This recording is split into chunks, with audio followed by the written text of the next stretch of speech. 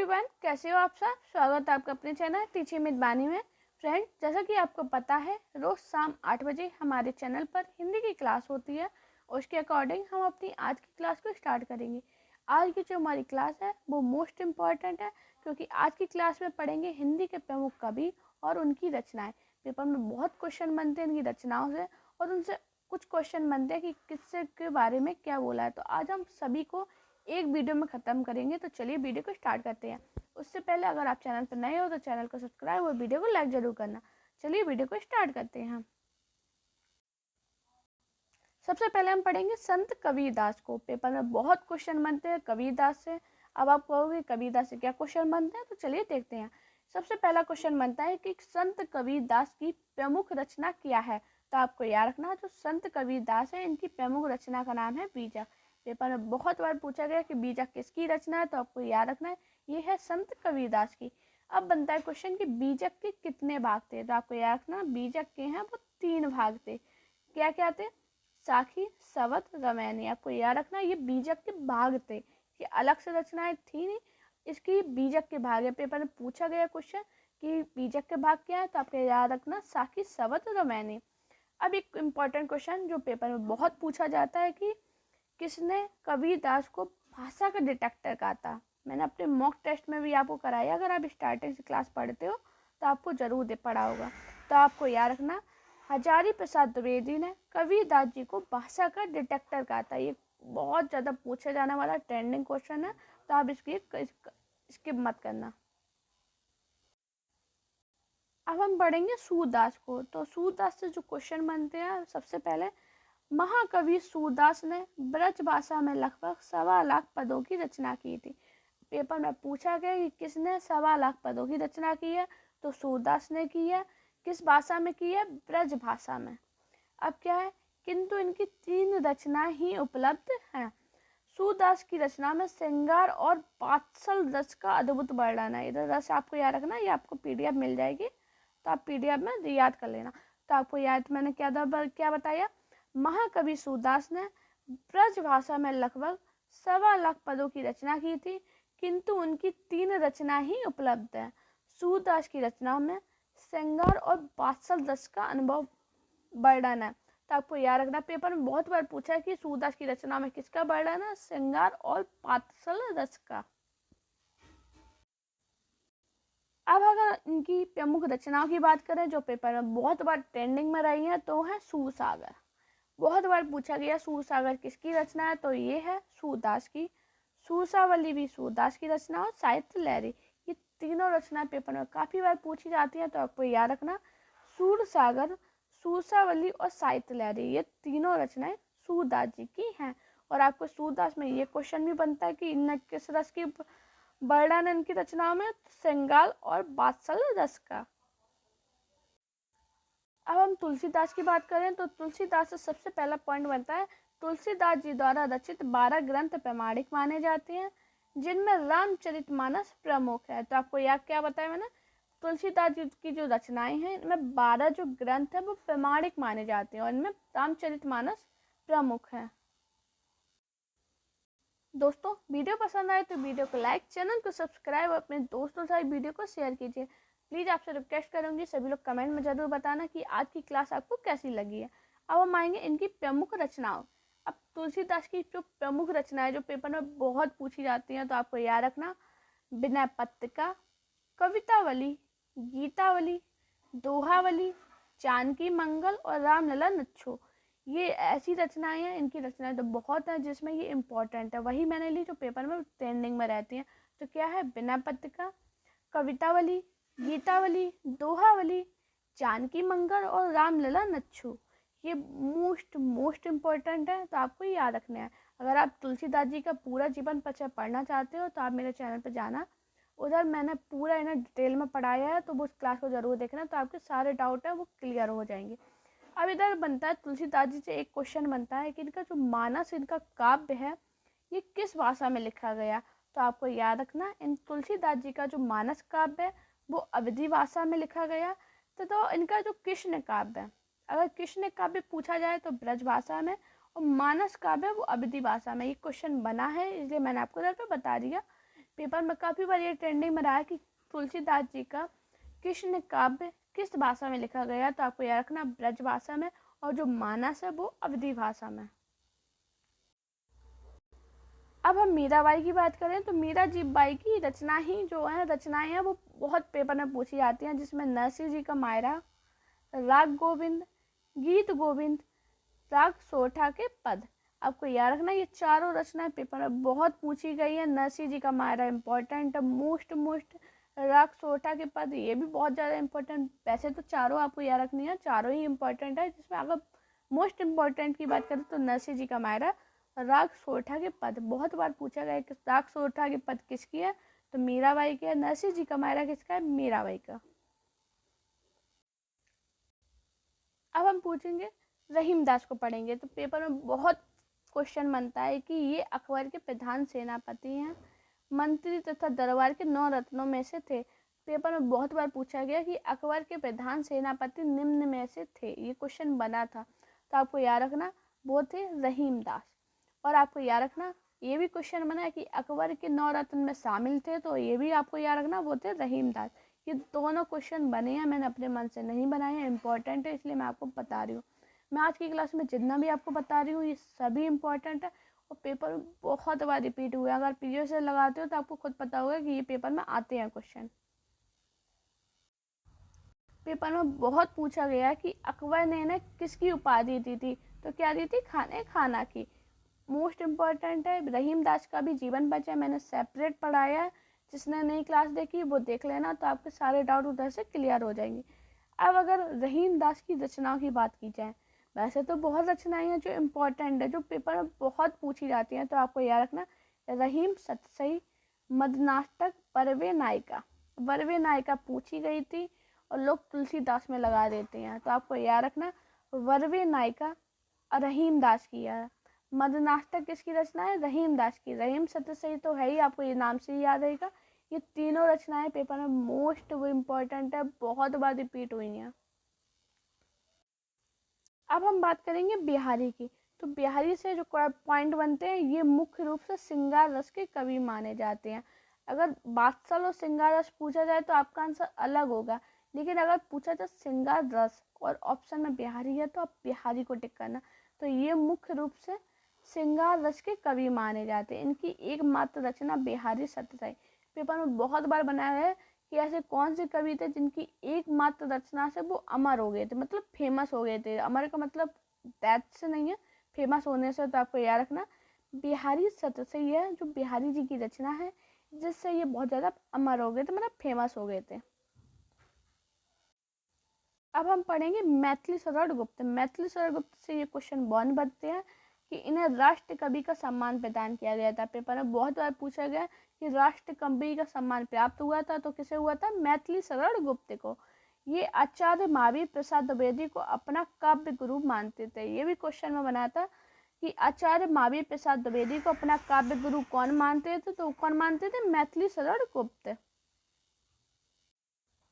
अब मैथिली शरण गुप्त से एक क्वेश्चन जो बहुत पूछा गया, अब आप लोगों के मैंने तो पढ़ा ही नहीं, पूछा कब गया तो आपने प्रीवियस से लगाया नहीं है। ये पूछा गया था कि 12 वर्ष तक भारतीय संसद में मनोनीत रहे कवि थे, तो आपको याद रखना वो थे मैथिली शरण गुप्त। तो क्या है, ये 12 वर्ष तक भारतीय संसद में मनोनीत सदस्य भी रह चुके हैं। मोस्ट इम्पॉर्टेंट पॉइंट है, मुझे नहीं लगता आपको किसी ने ये पढ़ाया होगा, लेकिन आपको याद रखना मैथिली शरण गुप्त से ये क्वेश्चन बनते हैं कि ये 12 वर्ष तक भारतीय संसद में मनोनीत सदस्य भी रह चुके हैं। ये हजारी प्रसाद द्विवेदी को अपना काव्य गुरु मानते थे। मैं जितने पॉइंट आपको बता रही हूँ ये नंबर से, ये भी सभी पेपर में पूछे गए पॉइंट है, इम्पोर्टेंट है।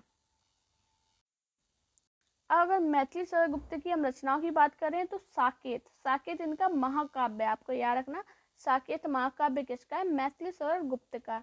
यशोधरा, भारत भारती, जयद्रथ, बद, द्वापर, पंचवटी, ये पेपर में पूछी गई रचनाएं सभी, तो आपको याद रखना है इनकी रचना क्या है, साकेत, यशोधरा, भारत भारती, जयद्रथ, बद, द्वापर और पंचवटी। हमारा अगला पॉइंट है जयशंकर प्रसाद। दोस्तों उससे पहले अगर आपसे सभी से रिक्वेस्ट करूँगी, मुझे कमेंट में ज़रूर बताना कि आज की क्लास आपको कैसी लगी है और आप अगली जो क्लास है वो किस टॉपिक पे चाहते हो। सभी लोग मुझे कमेंट करना, जिसके ज़्यादा कमेंट आएंगे उस टॉपिक पे अगली क्लास आपको मिलेगी। और मैं जितना भी आपको पढ़ाऊँगी वो सभी आपको PDF टेलीग्राम चैनल पर मिल जाएगी, तो आप मुझे टेलीग्राम पर फॉलो कर सकते हैं। उधर पर आपको मुझे सारी जितनी मैं पढ़ाती हूँ क्लास उसकी PDF मैं सेंड कर देती हूँ। तो उधर से जाइए, डाउनलोड कीजिए, रिवीजन मारिए, अपनी तैयारी को बेहतर कीजिए। हमारा अगला पॉइंट है इनकी प्रमुख रचनाएं। जयशंकर प्रसाद की प्रमुख रचनाएं क्या है? तो कामायनी मोस्ट इम्पोर्टेंट, आंसू, झरना, लहर, चंद्रगुप्त, स्कंदगुप्त, अजात शत्रु, तितली, कानन कुसुम, प्रेम पथिक। ये इतनी रचनाएं जयशंकर प्रसाद की रिपीट होने वाली रचनाएं मोस्ट इम्पोर्टेंट है। कामायनी बहुत बार पूछी गई किसकी रचनाएं, आंसू भी पूछी गई, झरना, लहर, चंद्रगुप्त, स्कंदगुप्त, अजातशत्रु, तितली, कानन कुसुम, प्रेम पथिक। इसमें काफ़ी तो आपको याद होंगी क्योंकि मैंने पहले भी आपको रचनाएं पढ़ाई हुई हैं, और आज जितनी पढ़ा रही हूँ ये तो सभी पेपर में पूछी गई मोस्ट इम्पॉर्टेंट है। ये समझो आपके लिए जड़ी बूटी का काम करेगी अगर आपका एग्जाम है अभी। अब हम पढ़ेंगे सूर्यकांत त्रिपाठी निराला। तो आपको याद रखना है इनकी रचनाएं ही में जो पेपर में बहुत पूछी जाती है, जिसमें मोस्ट इम्पॉर्टेंट तुलसीदास। पेपर में बहुत बार पूछी गई है कि तुलसीदास है वो किसकी रचना है। तो आपको याद रखना जो तुलसीदास रचना है वो सूर्यकांत त्रिपाठी की निराला की है, बहुत बार पूछी गई, मोस्ट इम्पॉर्टेंट है। तुलसीदास किसकी रचना है? सूर्यकांत त्रिपाठी निराला की। अनामिका, परिमल, गीतिका, कुकुरमुत्ता, नए पत्ते। आपको याद रखना नए पत्ते। ये जितनी भी रचनाएं हैं सूर्यकांत त्रिपाठी निराला की है, और मोस्ट इम्पॉर्टेंट जिसमें तुलसीदास है ये मोस्ट इम्पॉर्टेंट है, बहुत बार यानी कितने एग्जाम में पूछी गई है। तो आपको याद रखना सूर्यकांत त्रिपाठी निराला की प्रमुख रचना क्या है? तुलसीदास। अब हम पढ़ेंगे सुमित्रा नंदन पंत। सुमित्रा नंदन पंत से क्वेश्चन बनता है, एक ही क्वेश्चन है जो बहुत बार पूछा जाता है। प्रकृति का सुकुमार कवि किसे कहा जाता है? तो आपको याद रखना जो प्रकृति का सुकुमार कवि है वो सुमित्रा नंदन पंत को कहा जाता है। कैसे कहा जाता है? सुमित्रा नंदन पंत को। काफ़ी बार मैंने मॉक टेस्ट में भी आपको कराया है क्योंकि ये बहुत बार पेपर में रिपीट हुआ है। प्रकृति का सुकुमार कवि कौन है? सुमित्रा नंदन पंत। अब इनसे क्वेश्चन बनता है कि पंत जी की पद्म भूषण की उपाधि से सम्मानित है। तो आपको याद रखना पेपर में पूछा गया कि कौन है जो पद्म भूषण की उपाधि से सम्मानित है। तो कौन है? सुमित्रा नंदन पंत। तथा इन्हें चिदम्बरा के लिए ज्ञानपीठ पुरस्कार से सम्मानित किया जा चुका है। तो क्या है इधर मोस्ट इम्पोर्टेंट पॉइंट है ये, पंत जी हैं, इन्हें पद्म भूषण की उपाधि भी मिली और चिदम्बरा के लिए इन्हें ज्ञानपीठ पुरस्कार मिला। पेपर में पूछा गया है कि मैथिली शरण गुप्त को किसके लिए ज्ञानपीठ पुरस्कार मिला था? तो किसे मिला था? चिदम्बरा के लिए मिला था। अगर इनकी प्रमुख रचनाओं की बात करी जाए तो बीड़ा, पल्लव, ग्रंथि, गुंजन, युगांत, युगवाणी, ये जितनी भी रचनाएं ये पेपर में बहुत बार पूछी गई हैं। बीड़ा बहुत बार पूछी गई, पल्लव भी पूछी गई, युगवाणी, युगांत, गुंजन, ग्रंथि, ये जितनी भी रचनाएं मोस्ट इम्पोर्टेंट है। तो इधर से क्या आपने पॉइंट पढ़े? पंत जी पद्म भूषण की उपाधि से सम्मानित है, इन्हें चिदम्बरा के लिए ज्ञानपीठ पुरस्कार मिला गया। इनकी प्रमुख रचना कौन सी? बीड़ा, पल्लव, ग्रंथि, कुंजन, युगांत, युगवाणी। अब हम पढ़ेंगे महादेवी वर्मा। अब महादेवी वर्मा से जो इम्पोर्टेंट पॉइंट बनता है कि इन्हें कुछ वर्षों के लिए उत्तर प्रदेश विधान परिषद की मनोनीत सदस्य रही हैं। उत्तर प्रदेश की जो भी पढ़ रहे हैं, जितने भी लोग उत्तर प्रदेश की क्लास देख रहे हैं, तो आपको याद रखना ये आपके लिए इम्पोर्टेंट है। तो क्या है अपना क्वेश्चन? महादेवी वर्मा उत्तर प्रदेश विधान परिषद से मनोनीत सदस्य रही हैं और राष्ट्रपति द्वारा ना पद्म भूषण की उपाधि से अलंकृत है। तो अब क्या मतलब पढ़ा आपने? महादेवी वर्मा उत्तर प्रदेश विधानसभा परिषद की मनोनीत सदस्य रही है, ये आपको याद रखना, मनोनीत सदस्य, और राष्ट्रपति द्वारा पद्म भूषण की उपाधि से सम्मानित है। महादेवी वर्मा को आधुनिक युग की मीरा कहा जाता है। बहुत बार पूछा गया क्वेश्चन, आधुनिक युग की मीरा किसे कहते हैं? महादेवी वर्मा को। हमारा अगला पॉइंट है गीतात्मक काव्य कृति यामा पर भारतीय ज्ञानपीठ पुरस्कार इंग्लैंड की प्रधानमंत्री द्वारा प्रदान सम्मानित किया गया। तो यामा के लिए ना ज्ञानपीठ पुरस्कार इंग्लैंड की प्रधानमंत्री द्वारा प्रदान किया गया। आपको याद रखना है पेपर में बहुत बार पूछा कि इंग्लैंड की प्रधानमंत्री द्वारा किसे पुरस्कार दिया गया था? महादेवी वर्मा को। किसके लिए दिया गया था? यामा के लिए। अगर इनकी प्रमुख रचनाओं की बात करें तो यामा, निहार, रश्मि, नीरजा, शांत गीत, दीपशिखा, ये जितनी है इनकी प्रमुख रचनाएं जो पेपर में पूछी गई हैं अलग अलग एग्जाम में। शांत गीत किसकी रचना है, दीपशिखा किसकी है, रश्मि किसकी है, नीरजा किसकी है, निहार किसकी है, यामा किसकी है। यामा तो इम्पोर्टेंट है ही। तो ये जितनी भी रचनाएं ये महादेवी वर्मा की है। अब इनकी गद्य रचनाएं जो पेपर में पूछी गई हैं तो क्षमता, अतीत के चलचित्र मोस्ट इम्पॉर्टेंट है, बहुत बार पूछी गई है। अतीत के चलचित्र किसकी है, महादेवी वर्मा की। पथ के साथी, स्मृति की रेखाएं, मेरा परिवार, ये और क्षमता, ये जितनी भी रचनाएं ये गद्य रचनाएं। तो आपको याद रखना, पहले तो यही पूछा गया अतीत के चलचित्र कैसी रचना है, तो ये गद्य रचना है। और किसकी है, महादेवी वर्मा की है। इनकी प्रमुख रचनाएं कौन सी है, मैंने क्या बताया, यामा, निहार, रश्मि, नीरजा, शांत गीत और दीपशिखा। गद्य रचनाओं की बात करें तो क्षमता, अतीत के चलचित्र, पथ के साथी, स्मृति की रेखाएं और मेरा परिवार। अब हम पढ़ेंगे माखनलाल चतुर्वेदी को। तो आपको याद रखना, माखनलाल चतुर्वेदी पद्म भूषण की उपाधि से अलंकृत है। तो इधर क्या है क्वेश्चन में ना कि माखनलाल चतुर्वेदी है वो पद्म भूषण की उपाधि से अलंकृत है। हिम तरंगिणी के लिए ना साहित्य अकादमी पुरस्कार से रचना इनकी पुरस्कार मिला था। तो हिम तरंगिणी के लिए ना साहित्य अकादमी पुरस्कार मिला और माखनलाल चतुर्वेदी पद्म भूषण की उपाधि से सम्मानित है। आपको ये दोनों पॉइंट क्लियर रखने हैं। क्या बताया मैंने, माखनलाल चतुर्वेदी पद्म भूषण की उपाधि से सम्मानित है। हिम तरंगिणी के लिए ना साहित्य अकादमी पुरस्कार मिला था। अब इनसे क्या बनता है क्वेश्चन, राष्ट्रीय कविताओं के कारण इन्हें भारतीय आत्मा के नाम से पुकारा जाता है। तो आपको याद रखना, इन्हें भारतीय आत्मा के नाम से पुकारा जाता है। इनकी प्रमुख रचना की बात करें, हिमकरीटनी, माता, युग, चरण, समर्पण, बेडुले, कुंजे। आपको याद रखना इनकी प्रमुख रचना कौन सी, हिमकरीटनी, माता, युग, चरण, समर्पण, बेडुलो, कुंजे। अब हम पढ़ेंगे रामधारी सिंह दिनकर को। तो रामधारी सिंह दिनकर से क्वेश्चन क्या बनते हैं, रामधारी सिंह दिनकर भारतीय ज्ञानपीठ पुरस्कार द्वारा भारत सरकार द्वारा पद्म भूषण की उपाधि से अलंकृत है। तो क्या बना, रामधारी सिंह दिनकर है जो भारतीय ज्ञानपीठ पुरस्कार मिला है तथा भारत सरकार द्वारा ना पद्म भूषण भी मिला है।